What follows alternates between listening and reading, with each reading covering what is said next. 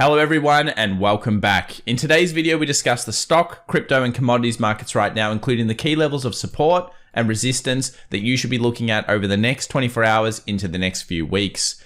The Fed's come out with hawkish statements. That is, they're thinking about raising rates even faster than the market expects. That's caused a potential here for a lightning bolt towards the downside. So with the Monday rally being now taken away, with a big bearish move on Tuesday, what's in store ahead of the FOMC statement? See you soon. We've got a lot to discuss.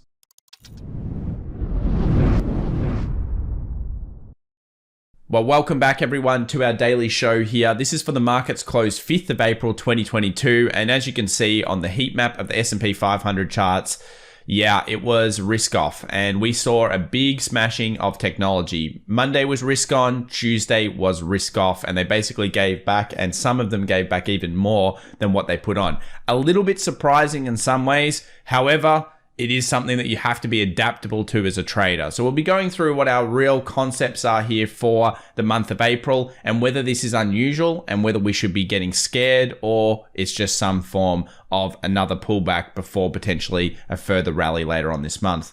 Let's now talk about what actually happened. So the markets opened and they instantly had small rally in the morning. You can see here where the retail hour of power is. So that's where retail starts to trade, the open, and sold off aggressively after that. They almost kind of clipped new highs just to get people into buying positions and then fell off throughout the session. The Dow fared the best, with only being down 0.8%, a little bit more defensive companies there. S&P 500 was down 1.26, and IWM and Nasdaq, that is risk off here, down 2.24 and 2.37%.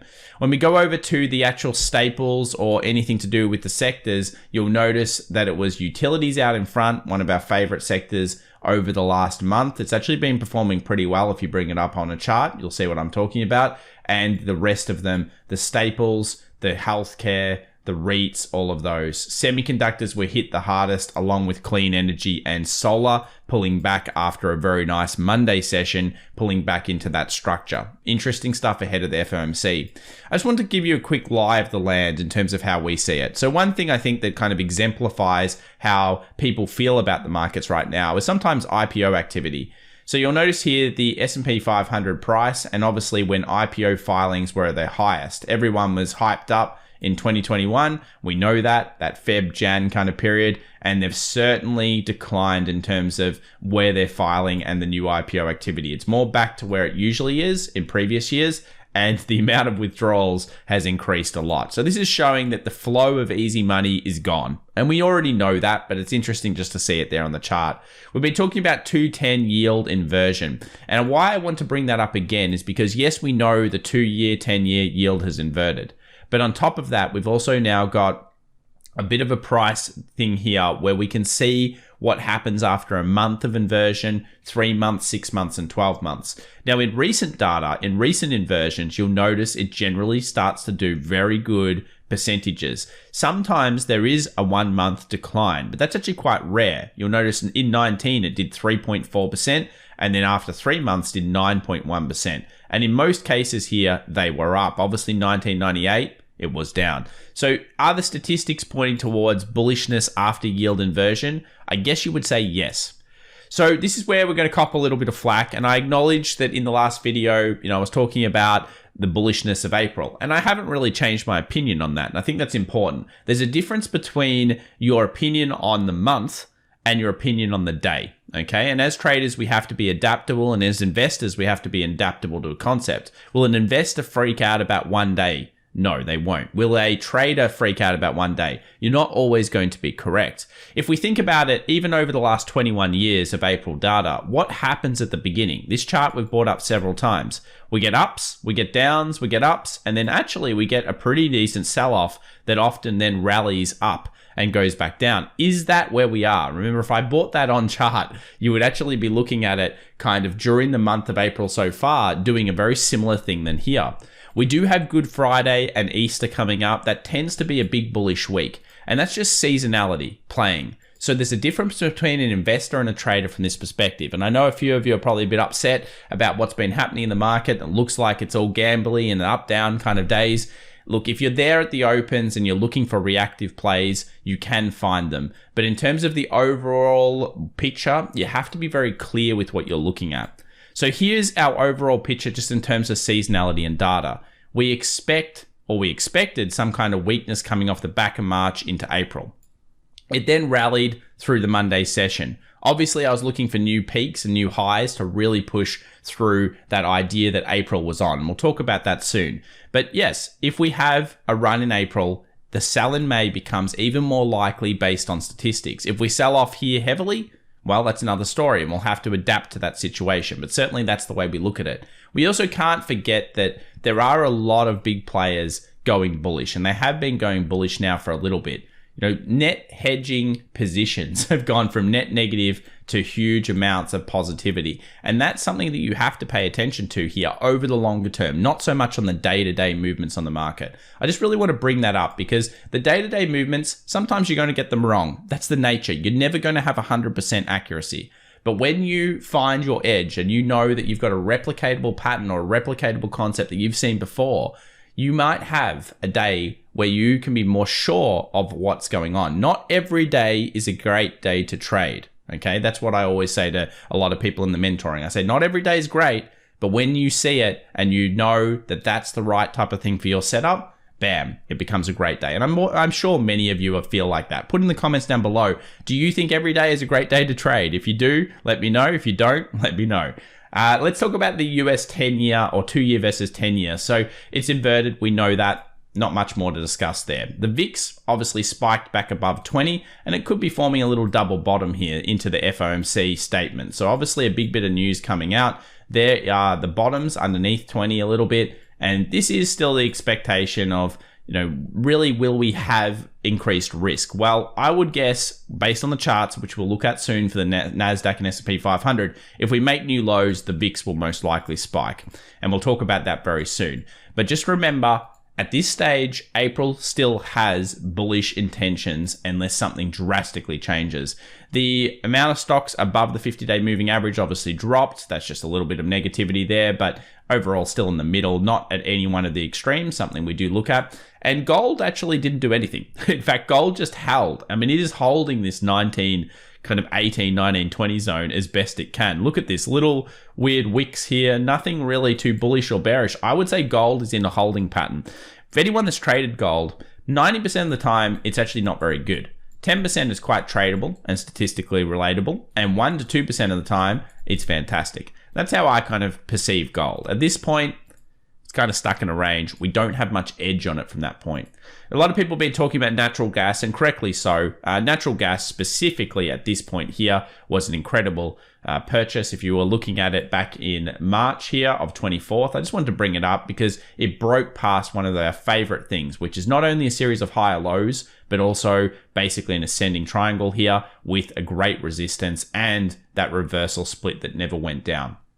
And that's the key. It never actually went down after making a pin bar. Remember, that's a good learning curve. Is natural gas at a resistance? I would say yes, it is. And at this point, you'd be looking for hopefully some coiling of natural gas. So we'll get off oil for now because oil isn't really showing us too much, but I just wanted to show natural gas. A lot of people have been mentioning in the comments. All right, let's talk about Tesla. So Tesla, we were talking about this idea that once it broke through 1110, that it would move towards the 1200. Yeah, that still becomes mostly statistically reliable in terms of that's what you usually think. Was there any reason that it should have stopped at 1,150? I guess it's a 50 level. In the past, it stopped, what is this price? Around 1,170.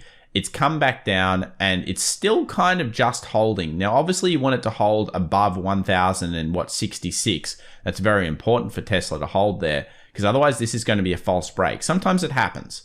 And if it is, that's bad. But we would be hoping in the next session that Tesla would go bullish. And if it does go bullish again, it doesn't change the opinion of 1200. If you're feeling bearish on this, where do the triggers of the bears come in? Well, of course, if you get underneath the last low, then you start to move into the 1,000 territory. That's where the 20 exponential moving average is. That's the red line here. And the fill of the gap which happened after the stock split announcement. So Tesla, look, it's not as good as it was. I mean, you obviously hope for follow through. You can see it just clipped above and then fell straight back down. Interesting. It just clipped above and then fell straight back down. Remember, on this stock market at the moment, if you actually look at max pain for the S&P 500, it's sitting around that 4,500 as well, which we'll look at soon. But yeah, that's where it is. For the next trade day session, I think this 1100, so about 1110, becomes a bit of a resistance. And if the market's able to get through there, bit of structure here, that would be a fairly positive bullish sign for day traders. Certainly something to be looking at here on Tesla. Let's move over to Apple. So Apple, rejection off the previous week, and obviously a bit of a rejection coming into this week so far. So let's take a look at it on the daily. So here we had the bullish hammer, okay? The bullish hammer had follow through. That follow through went up to the resistance. If we had breached this peak, I think we'll go into all-time highs for Apple.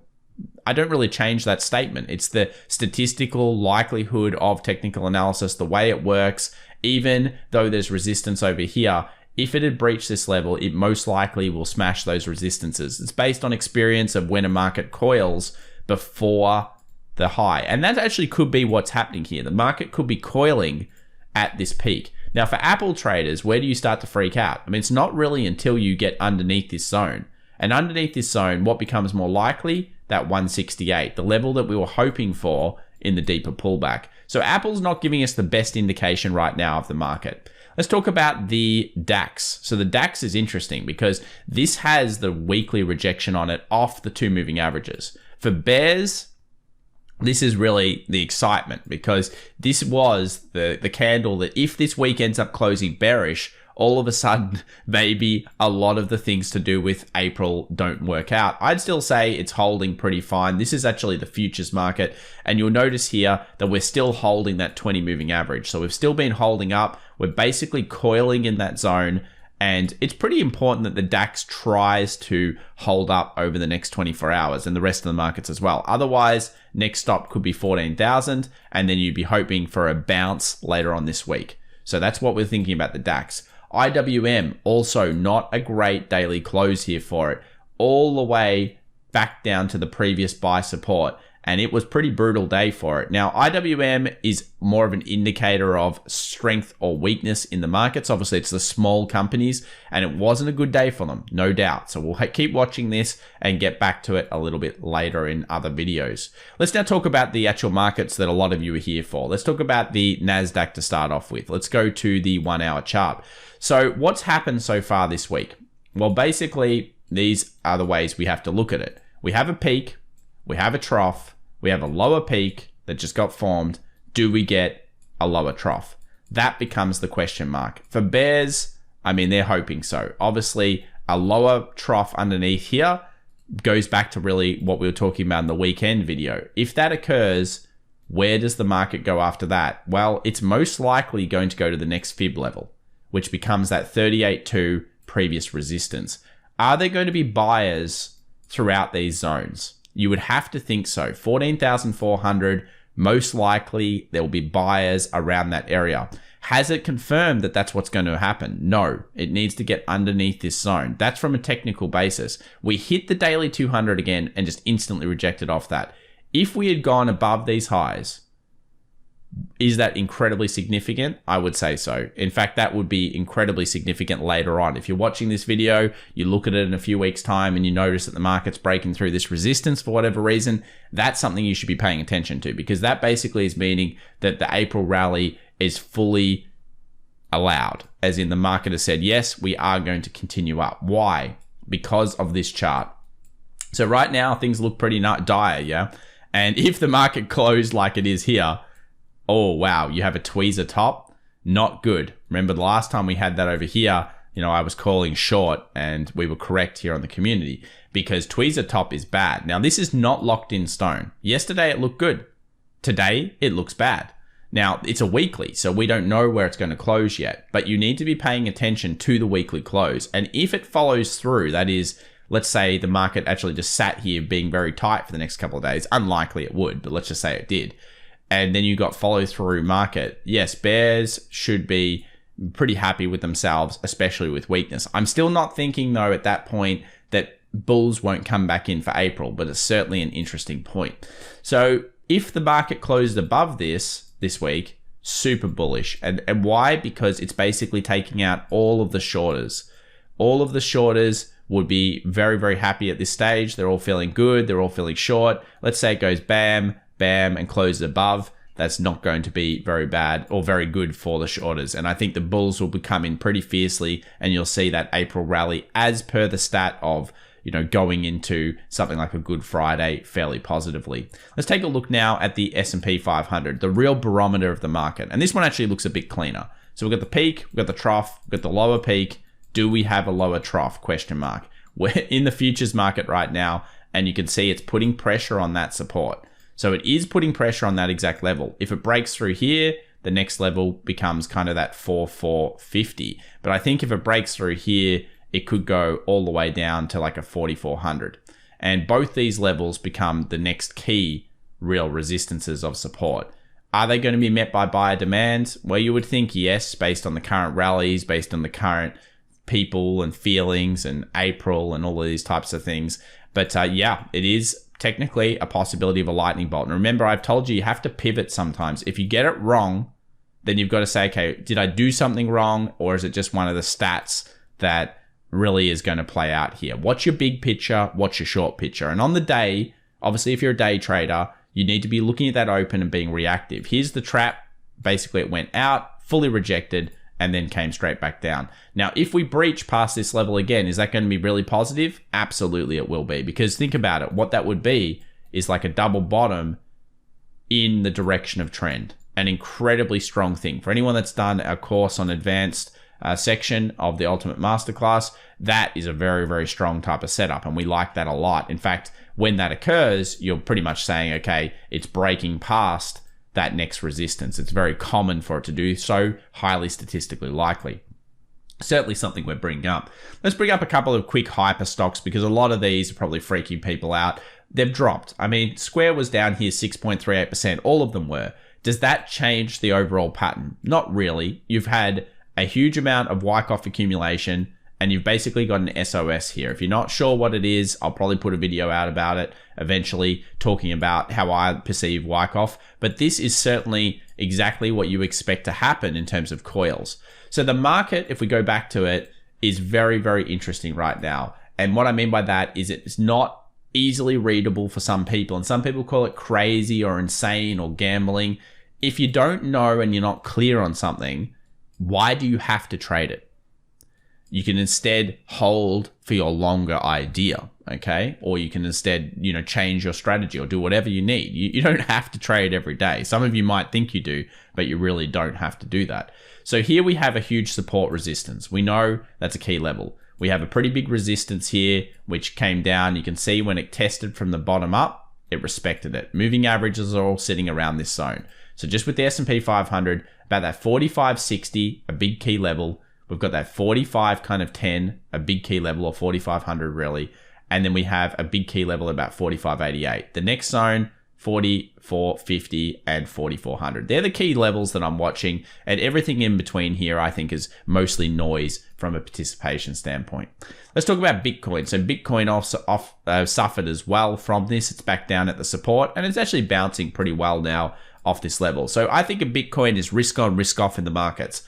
So it was risk off yesterday, and it was risk off in the last session. But really what's occurring here is we have now a bit of a bounce off the key level of resistance becoming support. For Bitcoin traders, this is important. And of course, you're still looking for a follow through above this level. If you get a follow through 47.5 to 48,000, the next stop should be around 52,000, and that will be positive. If you break below here, frankly, it's not good. Next stop, you could look at 42K, and that's not going to be a positive thing. So markets need to hold right here and hopefully right now for crypto. BTC shorts, it is not rising. Again, that's good. It means that the big whales aren't falling into a negative trap here on Bitcoin. They're not actually going against you. In fact, it's dropping, so they might be even going to buy more units according to that. And of course, ETH-BTC ratio coming down a little bit. So that is Bitcoin is holding better than Ethereum. Why? Because there's a little bit of a freak out in risk off right now in markets, and that's forcing it back. Where could this change? somewhere around here. So far we've been pretty correct here. Ethereum's been stronger than Bitcoin ever since we discussed it. It's still way ahead in that market. A pullback here could be met by buyer demand, and as long as Bitcoin holds its current support, that'll be a big deal. Let's click on Ethereum. Nothing much to see here. Fairly similar to Bitcoin. It's come back down to a similar support, resistance over here, and it's trying to hold it up. I think the Bitcoin chart is the one to watch. If you haven't already, come and follow us over on Twitter. And just in terms of the news, obviously we have the FOMC meeting minutes here, 2 p.m. New York time, Wednesday, April 6th. If you've enjoyed the video, please remember to subscribe, smash that like button, and we'll see you in the next video. And just remember, there's a difference between investment and trading, and obviously you can't be right every single day. Thanks so much, everyone. We'll see you soon. Bye for now.